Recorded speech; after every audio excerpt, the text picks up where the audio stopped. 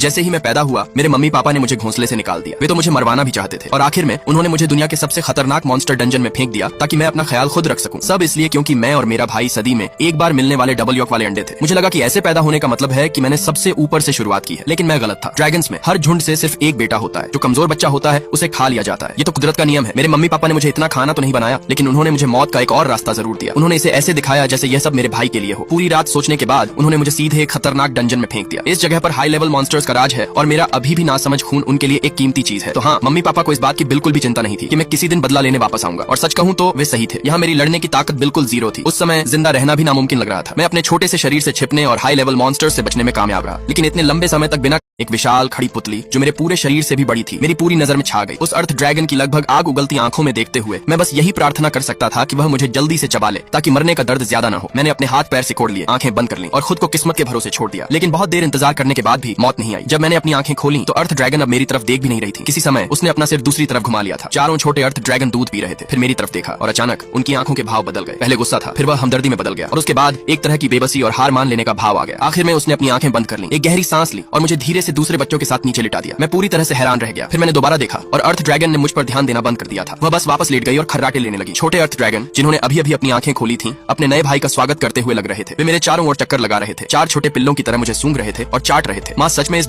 Level 35 का एक कोड़ो जानवर गुफा में घुस आया और उसने उस दीवार को तोड़ दिया। वह गुफा में जोर से घुसा। उसकी चारों लाल आंखें उन चार बच्चों पर टिकी थीं और उसके चेहरे पर जबरदस्त भूख साफ झलक रही थी। अर्थ ड्रैगन मां ने तुरंत अपनी पूंछ से बच्चों को एक कोने में धकेल दिया और कोड़ो जानवर का सामना करने के लिए आगे बढ़ गई। दोनों तुरंत आमने सामने आ गए और उनके बीच जबरदस्त लड़ाई छिड़ गई। लेकिन अपने से ज्यादा ताकतवर दुश्मन के सामने वह बस अपनी जान बचाने की कोशिश ही कर सकती थी। आखिर में अपने बच्चों को बचाते हुए कोड़ो जानवर के मोटे सींग ने उसकी छाती को आर पार छेद दिया। इसके बावजूद उसने अपने पैर जमाए रखे और पीछे हटने से इनकार करते हुए अपनी छिदी हुई छाती के साथ भी उसे पीछे धकेलती रही। मैंने देखा कि उसने अपने पंजे कोदो की गर्दन पर गड़ा दिए, जोरदार दहाड़ मारी, शार्क जैसे अपने बड़े जबड़े खोले और उसकी पीठ से मांस का एक बहुत बड़ा टुकड़ा नोच लिया। इन दो विशाल जानवरों की टक्कर से गुफा की दीवारें दरकने लगी। ऊपर से एक के बाद एक पत्थर गिरने लगे। मैं उछला और हवा में ही पत्थरों को तोड़कर हटाता रहा, लेकिन गुफा बहुत तेजी से ढह रही थी। उन चार बच्चों को बचाना ही मेरी सबसे बड़ी जिम्मेदारी थी। माँ की मैं एक बड़े पत्थर की परछाई में छुपा हुआ था। मेरा दिमाग पूरी रफ्तार से दौड़ रहा था। दानव ने आखिरी बचा हुआ मांस खत्म किया। फिर उसने नीचे झुककर वो विशाल हड्डी का गदा उठाया और कोने की तरफ चलने लगा। तभी अर्थ ड्रैगन मदर हरकत में आई। उसने अपनी पूरी जिंदगी की सबसे तेज दहाड़ मारी और अपना विशाल शरीर सीधे दानव पर फेंक दिया। लेकिन दानव बंदर की तरह फुर्ती से एक तरफ हट गया। फिर उस हड्डी के गद्दे को अपने सिर के ऊपर ऊंचा उठाया और पूरी ताकत के साथ सीधे अर्थ ड्रैगन की रीढ़ पर दे मारा। उसकी रीढ़ एक पल में टूट गई। अर्थ ड्रैगन मदर गीले कपड़ों के ढेर की तरह जमीन पर गिर गई। उसने उठने की कोशिश की, लेकिन उसका पूरा निचला हिस्सा पूरी तरह सुन्न हो चुका था। बस अगले पैरों से जमीन खुरचते हुए वो अपना टूटा हुआ जिस्म घसीट सकती थी। फिर भी बच्चों को बचाने की कोशिश में उसने एक दिल तोड़ने वाली चीख मारी और अपना सिर घुमाकर मुझे देखा। उन आंखों में दर्द नहीं था, बस एक गुजारिश थी, इन्हें यहाँ से निकाल। मेरी आंखें पल भर में लाल हो गईं।